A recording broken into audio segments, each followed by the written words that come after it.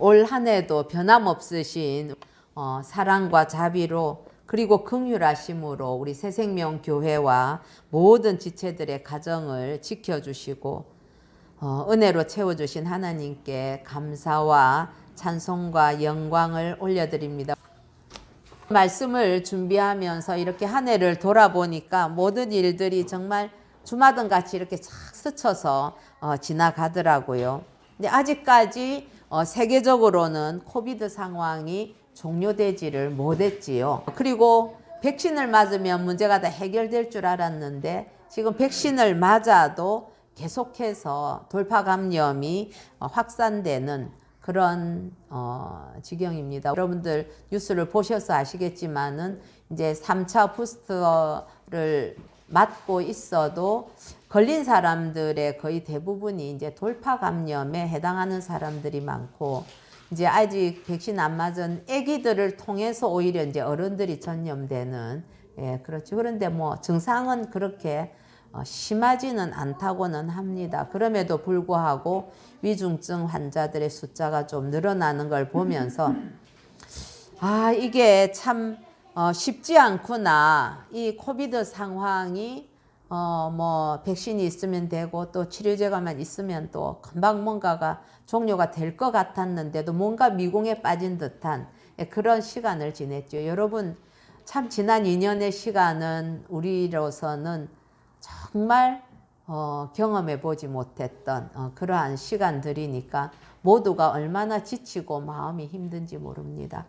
우리 지체 중 한 분에게 제가 어제 전화로 이렇게 통화하면서 오늘 그렇게 같이 이제 예배 드리기를 원했을 때에 지금 이제 직장이 이 위드 코로나 때문에 조금 풀렸다가 한 며칠 풀었다가 다시 막 확산이 되는 것 때문에 목사님 모든 게 다시 다 엄격하게 그렇게 돌아가 버리고 말았다고. 목사님 조금만 더 풀리면 제가 꼭 갈게요. 그런 말씀을 들었습니다. 참 얼마나 안타까운지 몰라요. 그런데 내가 너무 답답하시죠. 그러니까 정말 진심이 섞인 이거를 뭐 어떻게 할 수도 없어서 너무 힘들어요 하는 그 말씀이 듣고 참 마음이 많이 아팠습니다. 사모님과도 제가 어제 통화를 했었는데 미국에 그때 오셨다가 이제 들어가서 보니까 주변에 가까운 사람들 또 젊은 분들 중에서도 이 코로나로 인해서 딸과 아버지가 함께 죽은 그런 케이스도 있었다고 하더라고요. 그래서 미국도 여전히 상황이 이제 어렵구나. 그런데 왜 위드 코로나를 할 수밖에 없느냐.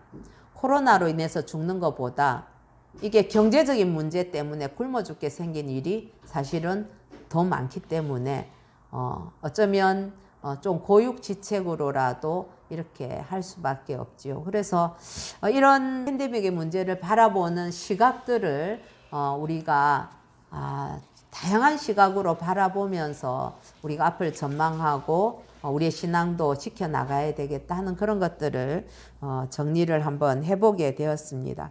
그러나 여러분 이렇게 경제적인 상황들이 많이 어려워져 있어서 여러분들 뭐 보셔서 아시겠지만 자영업들은 지금 뭐 거의 초토화되다시피 했지요. 이게 뭐 겉으로 막 폭발이 이제 그 응집력이 없어서 되지 않아서 그렇지.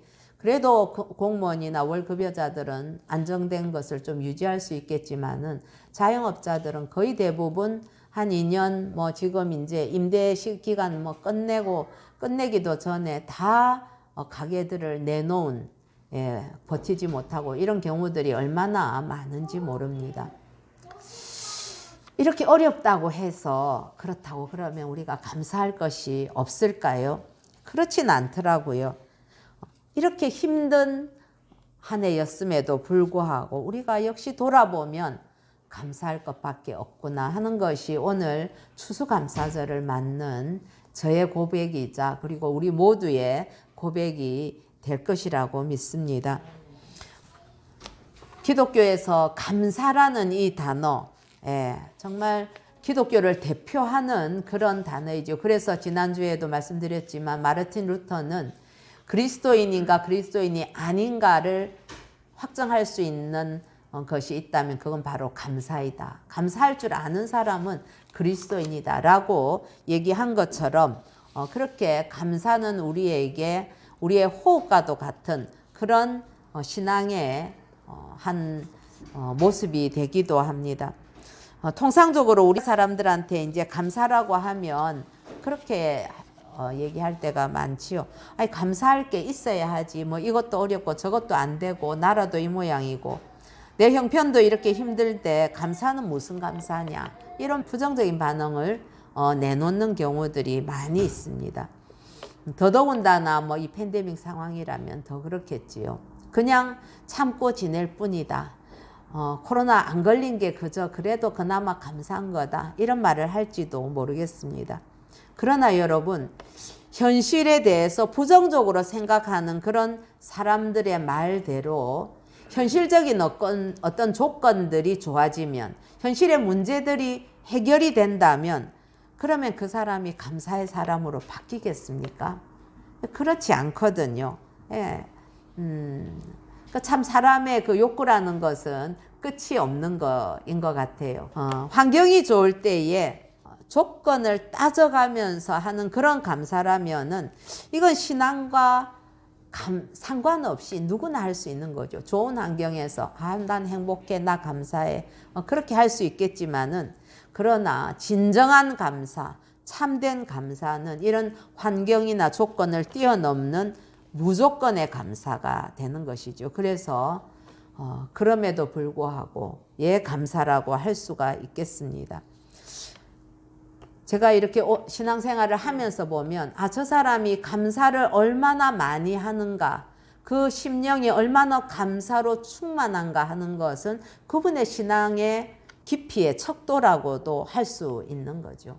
그래서 환경이 좋아야만 감사하는 것이 아니라 어떤 환경이라도 감사할 수 있는 사람, 그것이 바로 진정한 그리스도인이고 은혜가 풍성한 그리스도인이고 영적으로도 깊은 단계를 체험한 그리스도인이다. 그렇게 이야기할 수 있겠습니다. 오늘 본문의 우리 배경을 살펴보면 이 하박국 선지자, 아주 짧은 책이죠. 이 하박국은. 그런데 이 선지자의 이름은 껴안는 자, 메어 달리는 자, 그런 의미를 가지고 있다고 합니다. 사실은 이 하박국에 대해서는 아주 구체적이거나 명확하게 사료가 남아있는 것은 아닙니다. 대체로 학자들은 예레미야와 그리고 나훔 이런 사람들과 동시대에 활동했던 그런 선지자가 아닐까 그렇게 생각을 하고 있지요. 남과 북이 갈려 있을 때에 북이스라엘이 아수르에 의해서 멸망당하고 나서 남유다까지도 이제 아수르 저 위쪽에 있는 지금 이란 지역에 있는 그런 곳 신바벨론 제국이 부상을 하게 되면서 이 유다가 이제 바벨론으로부터 침략을 받게 되었습니다. 그런데 그때의 유다의 사회적인 상황들, 종교적인 모습, 뭐 도덕적으로 뭐 이런 것들이 타락이 굉장히 극심했었습니다. 아수르에 이스라엘이 멸망할 때도 그러했고 유다가 바벨론에게 망할 때도 마찬가지였죠. 하나님께서 괜히 그렇게 나라를 망하게 하는 것이 아닙니다. 그 당시 유다에는 하나님의 말씀을 선포하는 그런 주의 종들을 잡아 죽이는 일까지도 서슴지 않았을 정도로 폐역이 굉장했었고 또 선량한 백성들의 삶도 아주 고통스럽기 그지없었다고 합니다. 이런 강포와 폐역이 만연한 그런 현실 속에서 하박국처럼 그런 자들은 남은 자들을 자연스럽게 하나님께서 공의의 그런 심판을 해주시기를 간절히 기대하게 되는 것이죠. 그래서 선지자는 남은 자들의 그 고통을 위로하고 또 그런 불의한 상황 속에서라도 더욱 우리는 믿음으로 살아야만 한다. 그래서 우리 하박국에 보면 의인은 믿음으로 말미암아 살 것이라는 그 말씀이 나오게 되는 거죠. 그러면서 예언을 선포를 하게 됩니다. 그런 이 하박국 내용에 보면은 질문들을 하고 있죠. 왜냐하면 남아서 여전히 괴로움을 받고 고통 가운데 하나님 이게 어찌된 일입니까? 북이스라엘 멸망하고 요시야 왕을 통해서 우리가 종교개혁도 하고 이래서 뭔가 좀 좋아질 것 같았는데 왜 우리에게 또다시 이런 극심한 고통이 오는 것입니까? 하는 그런 질문을 사람들을 대신해서 하고 있는 것이 하박국의 내용이 됩니다. 거기에 대해서 이제 하나님께서는 말씀으로 응답을 하고 계시지요. 하나님께서는 이 하박국의 질문에 대해서 왜 의로운 자들이 연고도 없이 고난을 당해야 됩니까? 하는 그 질문에 하나님은 악인에 대해서는 필연적으로 용납할 수 없고 그건 반드시 심판을 받게 된다. 그리고 믿음으로 사는 의인은 반드시 구원한다 하는 그런 구원의 확실성을 아주 확실하게 그 증거를 해 주십니다. 자, 우리 하박국이 어떤 질문을 했을까요? 공의의 하나님께서 왜 악인은 징벌하지 않는가 하는 그런 질문을 합니다. 우리 시편에도 보면 그런 질문들을 많이 있죠. 왜 악한 자들을 하나님 살려둡니까? 왜 선인들이 의롭다고 여겨지는 자들이 고통을 당해야 됩니까? 그렇게 생각을 하죠. 하박국의 이 질문에 대해서 하나님께서는 너희 남유다가 죄악이 만연하다. 내가 그것을 너희의 하나님으로서 나는 그것을 묵과할 수가 없다. 그렇기 때문에 때가 되면 이방인 바벨론을 너희들의 심판의 도구로 사용해서 그렇게 남유다의 죄악을 징계할 것이다 하는 것이 하나님의 말씀인 것입니다. 그렇다면 하박국이 또 질문을 하게 되죠. 왜 하필이면 남유다보다 우리를 이미 징계를 하시려면 우리보다 좀 더 의로운 자들을 통해서 우리를 징계하신다면 우리가 좀 이해할 수 있겠습니다. 그런데 남유다보다도 더 패역하고 하나님을 모르는 이방 족속인 바벨론을 들어서 왜 하나님의 백성인 남유다를 심판하려고 하십니까? 그렇게 물었을 때에 하나님께서는 그런 응답을 하시게 됩니다. 남유다를 징계하기 위해서 내가 바벨론을 잠시 사용할 뿐이다. 그러나 바벨론도 그들의 죄악으로 인해서 머지않아 반드시 심판받아서 멸망할 것이다. 여러분, 실제로 역사 속에서 세계 역사에 보면은 바벨론, 신바벨론 제국이 그렇게 오래 가지를 못했습니다. 아주 강성할 것 같았는데 어느 순간에 나중에 우리 바사라는 제국이 나오죠. 그게 페르시아 제국인데 그 제국에 의해서 그냥 힘도 없이 그냥 무너져 버리는 그런 결과를 갖게 되는 것이지요. 그렇기 때문에 그들은 도구로 사용될 뿐 결국 의인은 승리를 하게 될 것이다 라고 말씀을 하신 것이 우리 하박국서의 내용입니다. 사랑하는 성도 여러분, 우리가 이런 질문들을 우리 많이 하게 되지요. 그러면서 참 억울합니다. 왜 성도들이 당하는 억울한 현실을 계속 두고 보십니까? 라고 탄원할 때가 많이 있습니다. 그러나 그럼에도 불구하고 하나님의 응답은 어느 시대나 명확하지요. 하나님의 통치가 의로우시고 자기 백성에 대한 그 징계의 목적은 자기 백성이 회개를 하게 함으로 말미암아 구원에 이르게 한다는 것이 하나님의 통치의 방식이라는 것이지요. 뿐만 아니라 하나님의 백성은 회개할 기회를 주시지만 그렇지 아니한 자들에게는 불의한 자는 반드시 멸망하게 되는 것이 하나님의 이 세상을 다스리는 통치와 그 구원의 역사의 섭리하심이 되는 것이죠. 여러분, 그렇기 때문에 악인이 잘 되는 것 우리가 너무 억울해할 필요가 없습니다. 때로 우리는 그걸 견디기 힘들죠. 왜냐하면 우리에게는 1시간, 한 달, 1년 이런 게 긴 시간일 수 있지만 하나님에게 있어서 그 시간은 우리의 개념과는 다른 것이죠. 하나님의 뜻 안에서 그 안에서 보면은 때로는 늦추는 과정 가운데에 하나님의 그 자비와 긍휼을 베푸시는 하나님의 그 온전하신 통치의 경륜과 섭리가 그 안에 녹여져 있는 것을 우리는 바라볼 수 있어야만 하겠습니다. 어쨌든 어떤 상황 속에서도 의인은 오직 믿음으로 말미암아 산다고 하는 그런 고난 중에도 의인은 반드시 승리한다는 하나님의 약속을 붙드는 저와 여러분이 되시기를 간절히 소원합니다.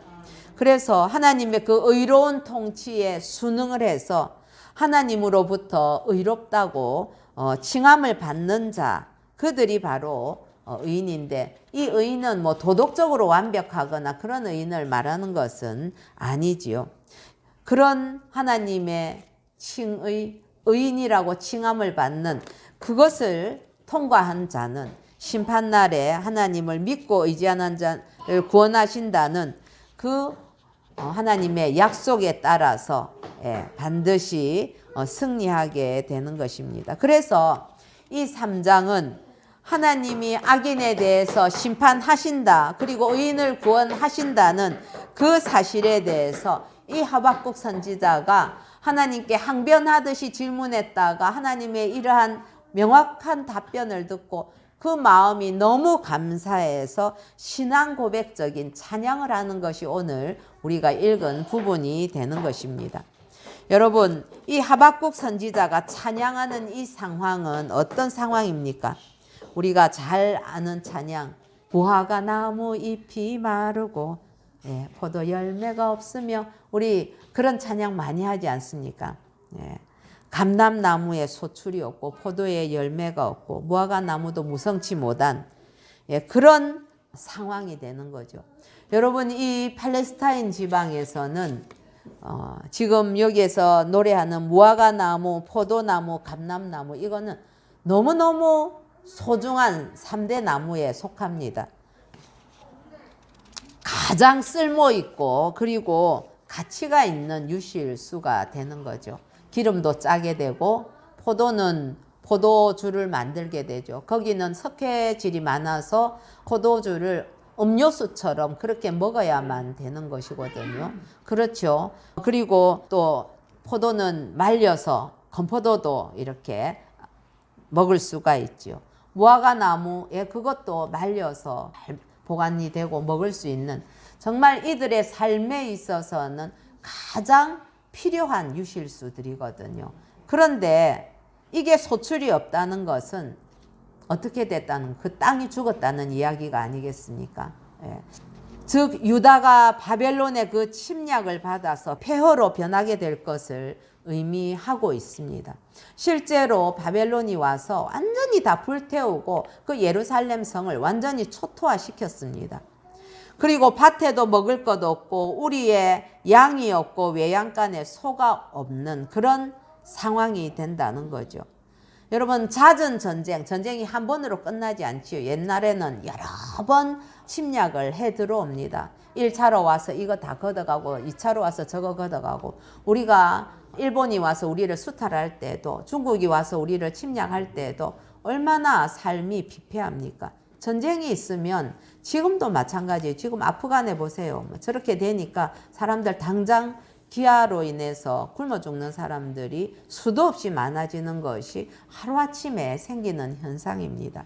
그런데 이들이 밭에 먹을 것 없고 가장 중요한 또 그들의 소득원이기도 하고 그런 소나 양이 다 젖을 주는데 그들의 먹을거리가 되는데 이것이 없으면 가축들은 희생이 될 수밖에 없죠.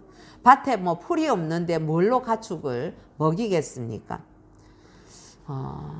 게다가 굶주리게 되면 결국은 가축을 잡아 먹을 수밖에 없는 그런 상황이기 때문에 여기에서 말한 것들은 모두 다 인간들의 생존을 위해서는 절대적으로 필요한 양식이 되는 것입니다. 여러분, 이런 상황이 2600년 전쯤 되는 이 곳에만 있었겠습니까? 지금 우리가 북한 선교를 하고 있는데 지금 북한이 말도 못하기 어렵다고 하지요. 그런데도 지금 뭐 계속 무기는 만들고 있으니까 그것이 우리를 너무 참 화나게 하는데, 여러분 90년대 초반에 고난의 행군 때에는 정말 내 딸을 팝니다라는 그런 팻말을 걸고 있었을 정도로 자기 자녀의 인육을 먹었다는 그런 고백들이 무성할 정도의 그런 아주 고통스러운 상황이었습니다.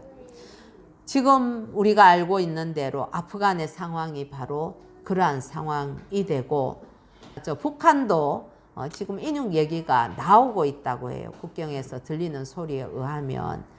참 너무나 참혹한 그러한 상황이 되는 것이지요. 그러나 저와 여러분도 예외가 아닙니다. 우리가 이 땅에 사는 동안에 우리 앞에 이와 같은 고난이 결코 비껴가지는 않습니다. 팬데믹이 한번 불면 팬데믹이 예수 믿는 사람은 다 뛰어서 넘어갑니까? 예수 믿는 사람도 당연히 그 전염병에 걸릴 수 있는 것이 하나님의 그러한 섭리가 되는 것이지요. 모든 게 다 멈춰버리고 막힌 듯한 그런 깜깜한 절벽의 끝에 서 있는 것 같은 그런 순간들을 누구나 우리 인생 가운데에서 만나는 때가 있습니다. 그것이 때로는 육신의 질병이 될 수도 있고, 경제적인 어려움이 될 수도 있고, 인간의 관계 때문에 그럴 수도 있고, 그야말로 딱 죽을 것만 같은 그러한 상황들을 우리는 맞게 된다는 것이지요. 그러나 여러분, 믿음은, 이 신앙은 편안할 때는 그 사람의 신앙이 어떠한지 우리가 가늠할 수가 없습니다. 그러나 고난 중에 우리는 옥석을 가리게 되는 것 아니겠습니까? 뿐만 아니라 이 믿음은 환난 중에 빛이 나게 됩니다. 선지자는 이 모든 것들이 다 없다고 하더라도 여호와를 향한 구원의 소망만큼은 우리가 버리지 않겠습니다는 그런 신앙 고백을 합니다. 우리 18절 한번 같이 읽어보십시다. 시작. 나는 여호와로 말미암아 즐거워하며 나의 구원의 하나님으로 말미암아 기뻐하리로다. 예. 나는 여호와로 말미암아 즐거워하고 구원의 하나님으로 말미암아 기뻐하리로다. 어떤 때에 아무것이 없다 할지라도, 내게 있는 모든 것이 다 사라졌다 할지라도 그렇습니다. 여기에 보면은 우리 한글 성경에는 그래도 라든지 혹은 그럼에도 불구하고 이런 단어를 넣지는 않았지만은 원어에 보면 그런 의미를 나타내는 단어로 시작이 되고 있습니다. 그리고 나라는, 여기에서 나는 여호와로 할 때 이 나라는 이 주어가 굉장히 강하게 자신의 의지를 나타내는 그런 표현입니다. 즉 하박국은 엄청난 고통과 극도의 궁핍에 처한다 할지라도 자신은 오직 믿음으로 사는 의인답게 장차 있을 하나님의 그 구원에 대한 확신과 소망으로 말미암아 기뻐하고 즐거워하겠다 하는 것을 담대하게 선언하고 있습니다. 사랑하는 성도 여러분, 원수의 세력이 아무리 강하다 할지라도, 사단 마귀가 나를 아무리 괴롭힌다 할지라도, 지금 내 고난이 아무리 극심하다 해도 하나님께서는 결국은 그 원수를 반드시 심판하십니다. 악에 대한 심판을 하나님은 면제할 수 없습니다. 내가 악해도 나를 그 부분에 대해서 징계하시면서 심판하시겠지만, 악인이 원래 가야 될 곳으로 가는 것은 그건 당연한 것 아니겠습니까? 그리고 그 가운데서 하나님께서는 성도를 구원하신다는 사실을 바라보면서 우리는 평안을 누리시기를 바랍니다. 여기에서 여호와로 말미암아 이 뜻은 하나님 안에서라는 그런 의미가 됩니다. 그렇기 때문에 성도는 하나님 안에 있을 때에 참된 만족과 안식을 누릴 수 있는 것이지요. 여러분, 하나님의 품을 벗어나면 자유로울 것 같습니까? 예. 내 마음대로 하니까 좋을 것 같습니까? 그렇지 않습니다. 하나님의 자녀는 하나님 품 안에 있어야 그때 행복한 겁니다. 예. 밖에 나가보면 괜히 뭐 좋은 것 같아도 우리 밖에 나가도 뭐 별거 없잖아요. 그렇죠? 결국은 때가 되면 우리가 집으로 돌아오고 싶듯이 그래도 가정이, 부모가 있는 가정이 가장 평안을 누릴 수 있듯이 그리스도인은 하나님의 품을 떠나서는 참된 평안을 결코 누릴 수 없다는 것이지요.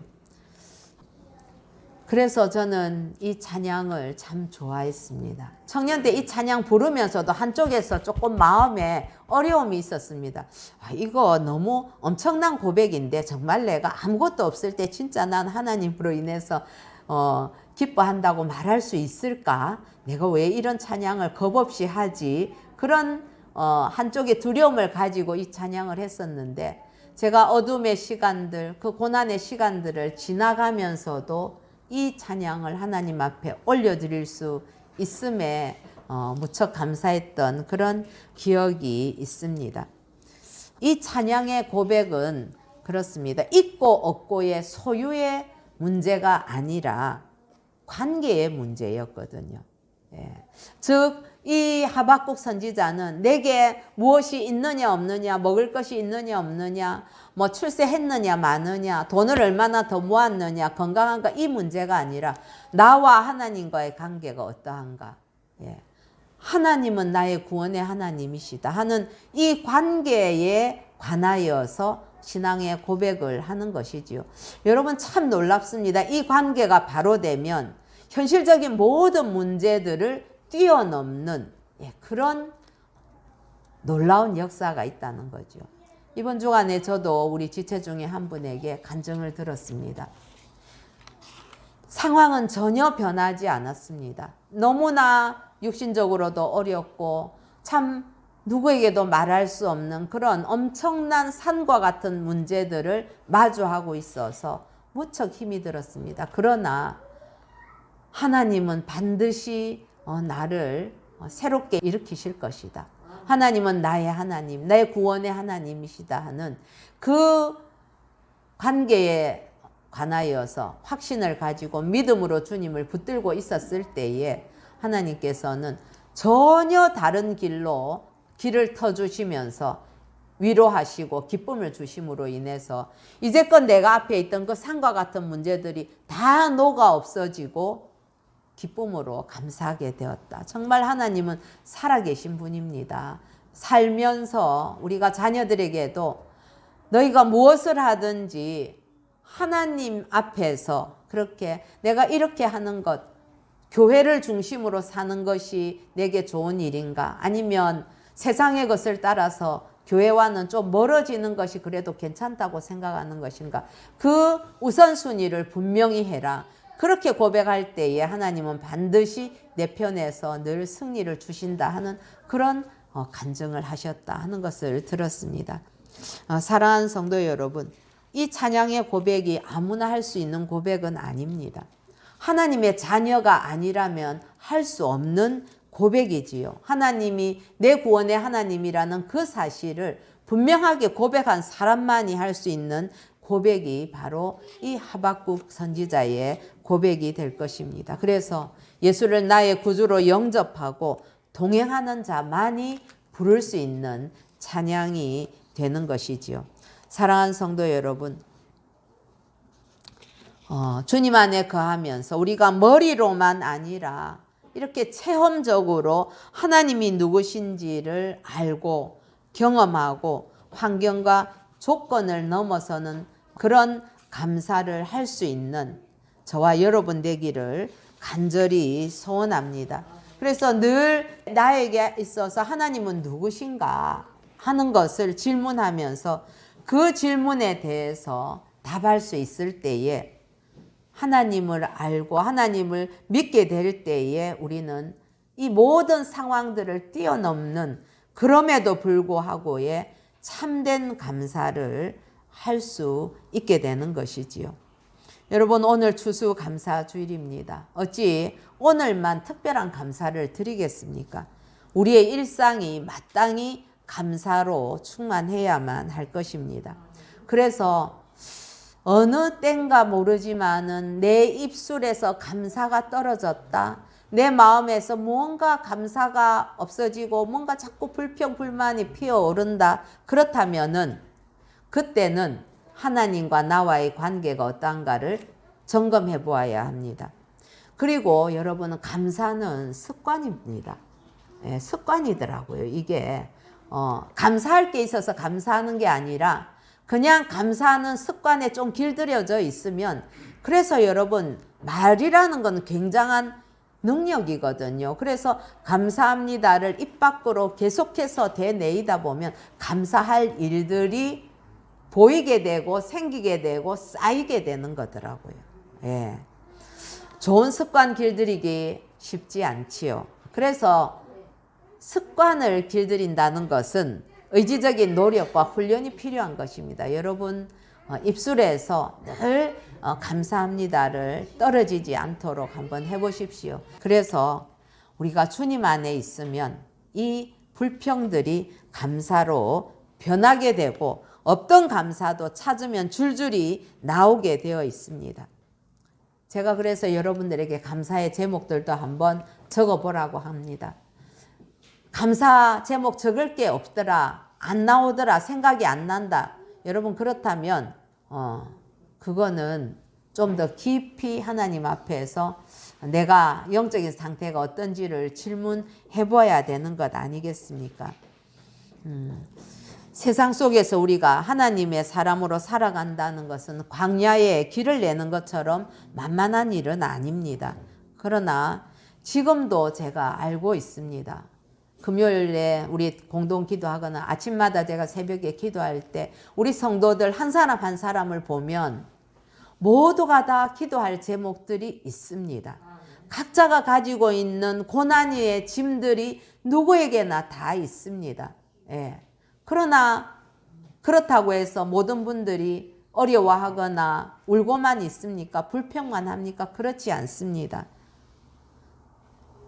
하나님이 함께 하시면 어떤 어려운 상황이 전개한다 할지라도 그럼에도 불구하고 주님과 함께하면 우리는 감사할 수 있는 것이죠. 그래서 여러분들 상황이 좋아서 하는 감사들이 아니라 여러분들이 고난 중에도 주님 앞에 감사드리는 그 모습에 저는 늘 도전받게 되고 그래서 주님 앞에 더 매달리게 되는 것이지요. 금요일 저녁에 우리 지체가 자기 육신의 한계를 뛰어넘어서 그렇게 또 하나님 앞으로 달려왔었습니다.